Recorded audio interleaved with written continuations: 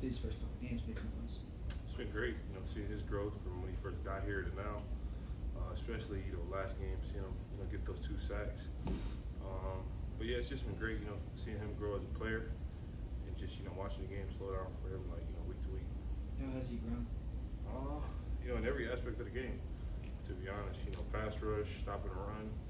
I remember when he first got here, he was like, a freshman, timid, you know what I mean? But now seeing him go out, make plays full speed, like, it's definitely like been good to watch. You guys have, I believe 8 sacks through 2 games. Do you feel like there's still more sacks you guys have left on the table? Yeah, definitely. For me, for myself, that roughing the passer penalty last game, that was one of them. And then just the little stuff. We watched the film on Sunday. We all were saying like, man, like, this person missed this play, this person missed that play. So it's definitely just a, big emphasis on finishing and, making those plays so, we can win. Is there something specific with those plays that you could correct to finish those plays? I think every play is different, like whether it's reaching, not for a guy's head or for the ball, finishing backside arm, being in the right gap. It's just a game of inches, to be honest. Jimmy, what's your impression been of Blaine Spires just playing a lot of snaps with them through a couple games so far? Yeah, Blaine's a dog.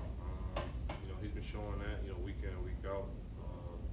He struggled a little bit because his hand, but he's getting used to the cast and everything that comes along with that. So Blaine's definitely came along pretty well, especially from the spring to camp because he didn't really do spring ball either. So he kind of missed out on those reps.